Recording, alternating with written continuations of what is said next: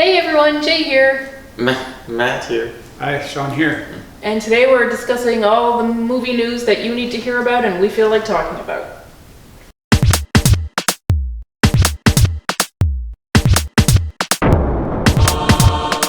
Suicide Squad just wrapped up filming. So James Gunn is very likely transitioning right into Guardians 3. And there has been talk, unconfirmed of course, but there's been talk about a Guardians spin-off with Drax and Mantis. They can make it work because they have so many other characters they can throw in there also.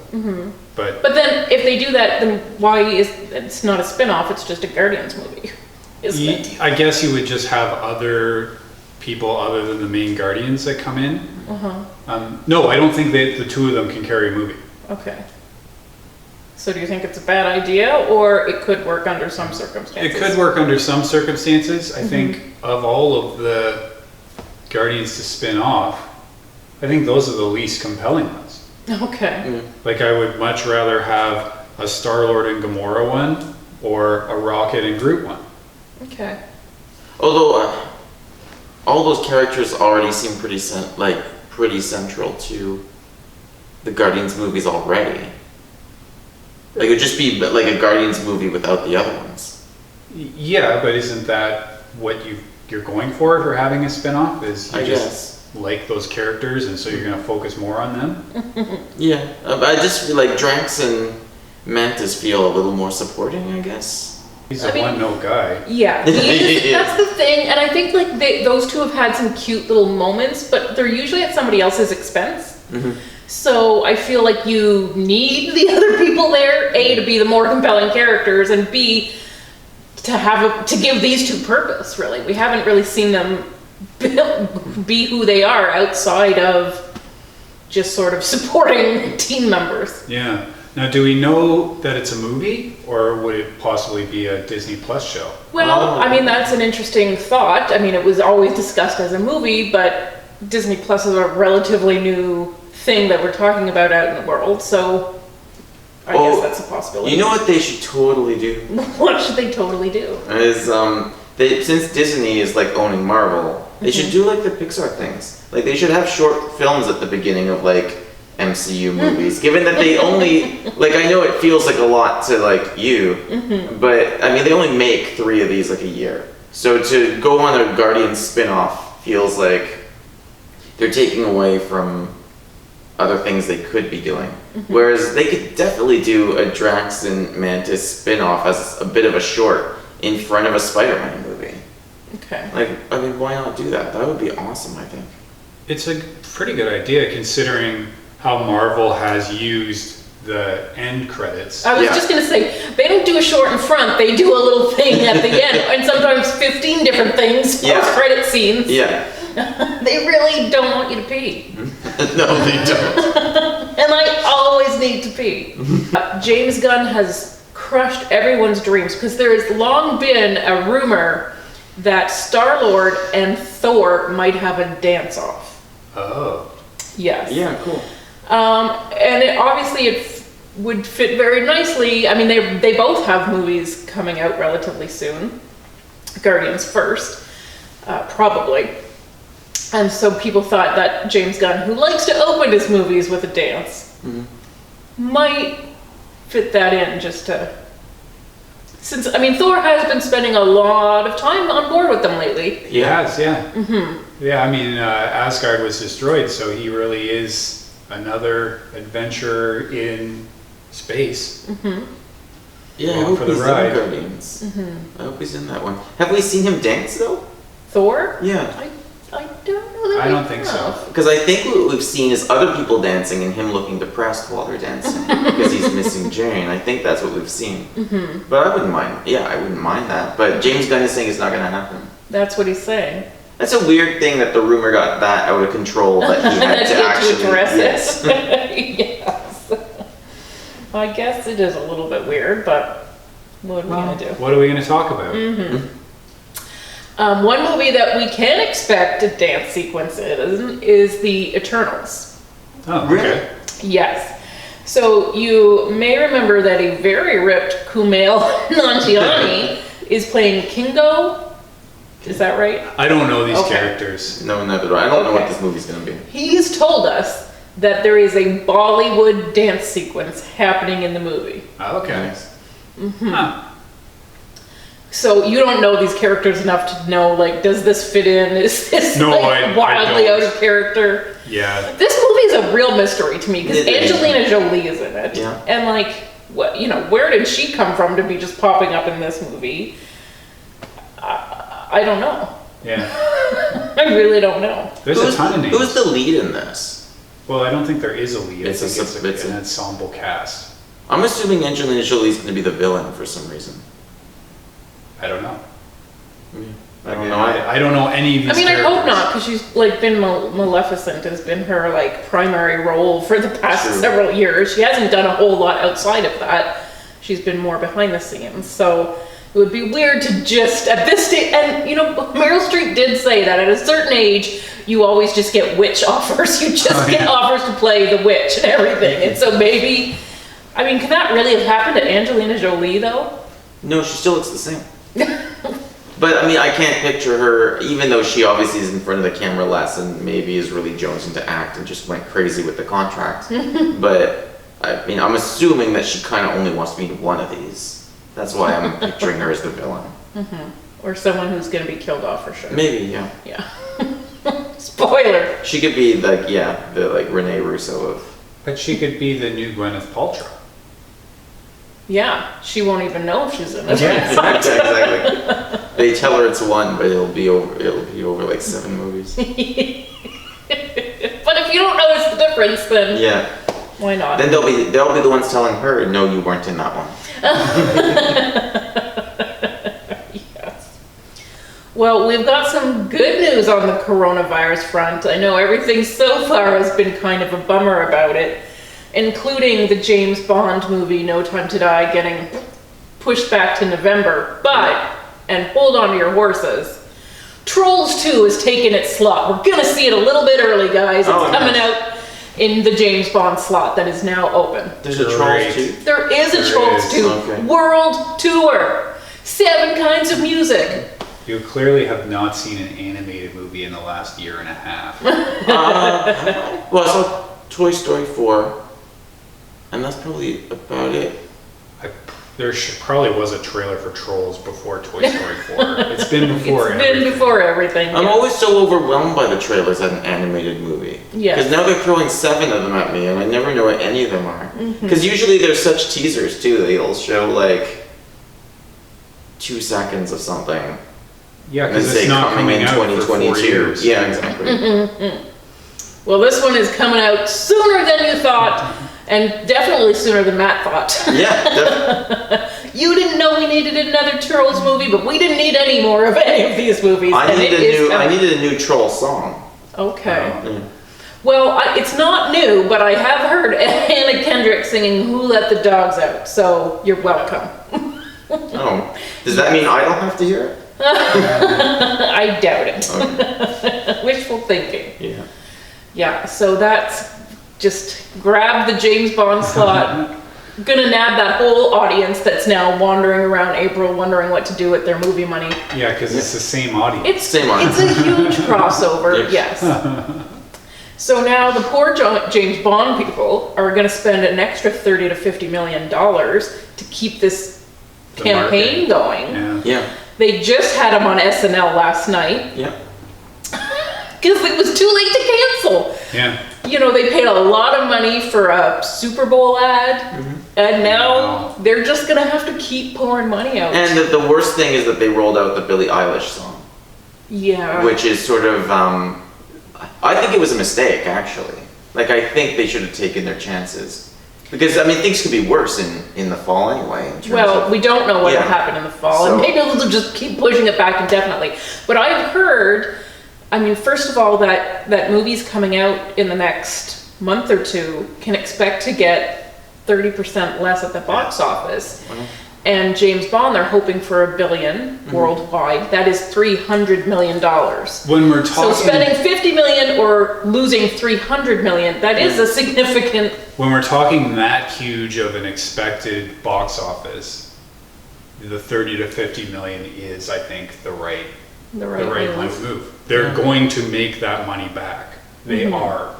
I mean, people are not going to just not see it. No. I mean, there's anger. People are disappointed that they have to wait longer, but they're going to wait because they have to, and they're still going to see it in the fall. Unless, like Matt said, we don't know what the fall is going to look like. We certainly hope that things have picked up by then, but I mean, right now, we sort of for a while thought things were winding down, and it seems actually to have kind of gotten out of control and snowballed a little bit. Yeah, it's in a lot more countries now, and we just heard South by Southwest canceled, which is shocking to me. Yeah. Like, that to me is like the most severe thing that we've had repercussion-wise here. Yeah, no, we could, I was talking with Sean about this earlier, that we could potentially pretty much lose festival season this year, depending how things shake out. But I take back what I say about James Bond. I hadn't really heard about 30% less. I guess that turns out to be a pretty significant thing. Yeah, everyone's crunching those numbers and figuring out if it's worth delaying. But it is hard because you already marketed your movie to this specific date, and to push it back. And now, like, for example, Mulan is a really big one coming out at the end of this month that they definitely were hoping would see big numbers in China. Maybe they put it out here and wait on China. Who knows what they have to do? Maybe, but that is, it really is a gamble because you don't know that it's going to be better. Yeah. But I do just, nothing to base this on other than just what I've read. And I don't think things will get worse. I think they will either be better or the same. Okay. Like, I think if there still is a coronavirus being, spreading like it is right now, people are still going to stay home in 6 months, but they're definitely staying home now. So I think to do the push it back and hope for better situation, I think it makes sense to me to do that. Okay.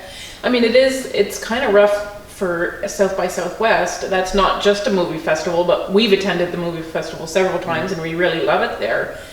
Obviously it is a big influx of people, but that again is a lot of coordination that they've now done for nothing. A lot of people who are gonna premiere there, because South by Southwest gets some really big name movies, but they have a really great slate of indie movies especially. Yeah, they do. And that's a really great festival. It is. So it's sad to lose all of that. Yes, it is. I mean, that is the big loss, is not that we won't get to go and see a bunch of movies, but that these smaller films won't get their showcase. Because there isn't really another South by Southwest. No, not at that level, and yet it still feels like a small festival, but obviously it is very successful. It is. It's massive. It'll have hundreds of thousands of people attend it every year. And it's not an award season festival. That's right. So it's more wide open in what you get. So it's not just the Oscar hopefuls plus, in Canadian, and there's so much diversity there that you won't have another festival to go to. Yeah, and that's true. Now this movie, I mean, I was going to say definitely won't be at the festival, but I can't say that because we just had a Mr. Rogers movie at the festival. But how about a Sesame Street movie? Have you heard about this? No. Okay, hold on to your seats. Starring Anne Hathaway. Oh, okay. As Anne Hathaway. Oh. Not like Big Bird. Okay. Possibly as herself, but I don't know. Chance the Rapper has signed on. And I heard Bo Burnham, I don't know if he's in it or writing songs for it. Whoa, that'd be good if he was writing for it. So, I mean, Sesame Street has not had a big movie in theaters. Like when I was a little kid, we loved Follow That Bird. Yes, that's a great one. And then there was something on Netflix the kids were trying to make us watch last night about Elmo in Grouchland or something. But like Sesame Street hasn't had a cinematic presence in quite some time. No. So I wonder if it's the Mr. Rogers that has pushed them and be like, hey, we could tell a story too, guys. So I wasn't sure if it was like behind the scenes, but no, this is more like another Follow That Bird. We don't know very much about it yet. I kind of hope it's like Follow it's That coming Bird. down the pipes. That's gonna be really funny. I hope so. I hope so too. I mean, if you're putting it out in the world, I hope it's worth it. Yeah. And it really should be R-rated. What? We already had the Happy Time Murders. I think we've done that experiment. I don't think it went that well, so maybe we'll just sweep that under the rug, the awkward puppet rug over there. Okay, did you hear that Disney Plus is bringing us Hocus Pocus, the sequel? I did. I didn't. Yeah, so all 3 big stars are signed on to do this. Oh, that's cool. Oh, really? Yeah. I mean, it is cool. If you've ever been to Disney World or Disneyland around Halloween, they really bring out those characters, and you realize how beloved that movie is in a weird, culty way. I mean, I guess it did probably fairly well in its time, but there are people who are obsessed with this movie, and it's like a Halloween staple, and it is in the parks, which is so fun. They bring those characters out that you almost kind of forget is even Disney. So it's great to be able to see them again. Mm-hmm. So I think that this is something that they're planning for Disney Plus. I also have heard that they're going to do Disenchanted. So, you know, Enchanted, the one with Amy Adams as like a cartoon princess who ends up getting smacked into the real world. So this is going to be Disenchanted. So it's 10 years later. What happened to her after she married her prince and how that went down. So I'm not sure if that one's Disney Plus, but I mean, I kind of hope it is. I love seeing that kind of content there. Yeah, They've been talking about that one for a long time too. Mm-hmm. That also, Enchanted, is another one that people really seem to love. Mm-hmm. That's right. I mean, I just made you watch it before and most I recent enjoyed Disney trip. It is. You forget, like, it's really kind of funny. It's tongue-in-cheek a lot of the times. It's crazy Disney, like, reference. There's so many references. It's like, it's just like an Easter egg hunt for Yeah. all of this great stuff. So it is a lot of fun to watch, especially if you remember all those like great princess moments that she gets to relive. And Amy Adams is such a treasure. Yes, she is. Oh my goodness. I mean, rare to have such a versatile actress. She's been all over the place and then just blows it out of the water every time. And this is sort of the movie that kind of started it all in a way, especially as like a lead. This was a big hit for her. Mm-hmm. And it's crazy to think that you said 10 years later, and I was like, oh, are we coming up on the 10-year anniversary? This movie's like 12, 13 years old now. Yeah, I think it's only 10 years for her. Yeah. Or maybe the script is old enough that it was... Mm-hmm. So we kind of touched on Taika Waititi a little bit. With Thor, for half a second. He is in Suicide Squad, The Suicide Squad, James Gunn's The Suicide Squad. He is an actor in that. He just wrapped up that role. His next movie's already in the can. It's called Next Goal Wins. I don't know if you've heard of this, because it's based on a documentary. So it's the movie based on a documentary about a 2014 British football team and the Dutch coach who goes into not a British football team, an American Samoan football team, but it's a British documentary, about a Dutch coach who they were like a losing team and he turned it all around for them. So Michael Fassbender is playing the coach, and Elizabeth Moss and Armie Hammer are in it. Oh, okay. So this feels kind of different for Taika Waititi. Yeah. Mm-hmm. Yeah, I can't picture it as a Taika Waititi movie. Yeah. No, really not. I'm interested to see it as always, but I have no idea what to expect. What to expect. It'll be a comedy though. Well, it has to be, because if Jojo Rabbit got turned into a comedy, then that's right. I'm not co-write the script. Yeah, so. I'm not hearing anything that's too sacred. Yes. Yeah. Yeah. So, and he's going to be in Free Guy also this summer. Oh yeah. Yeah. Free Guy, the Ryan Reynolds kind of video game one. Oh yeah, that's not out yet. No, it's coming out in July, I think. Okay. Yeah.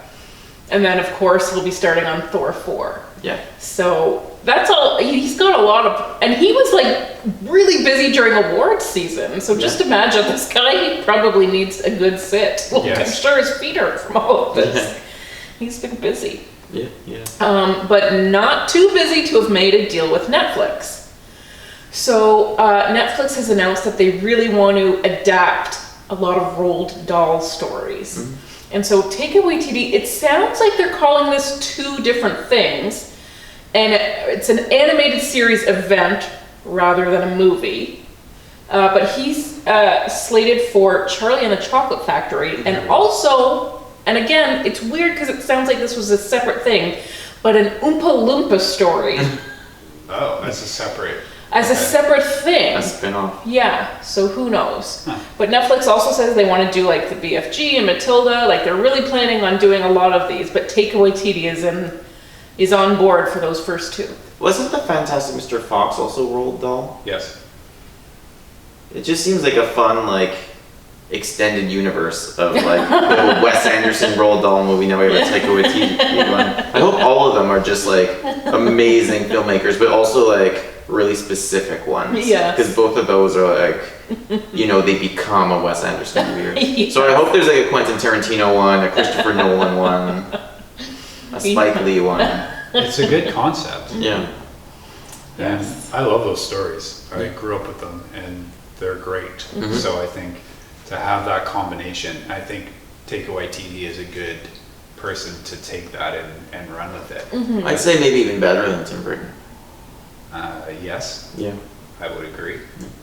Well, I just think of like Hunt for the Wilder People, which is told from a kid's perspective, but it has like kind of dark themes, and Roald Dahl kind of does too. Like you can read it superficial, but it deals with a lot of like There's issues, some nasty really. stuff in there. Yeah. So I think Taika Waititi, again, Jojo Rabbit, is good at telling the story from a child's perspective, but being able to include the nasty things in life. So he does have a point of view, and I guess Netflix is into it. And they should be. I mean, he just took home an Oscar, so everyone's watching him. Give him whatever he wants. Give him money. Give him money. Tell him That's to make right. more stuff. Yes, please. But we will not be seeing it at a festival anytime soon. No. All right, sorry to end on that note, guys. But yay! I pretend I have a flag. Just waving it. All right, that's it from us. Bye, guys. Bye. Bye.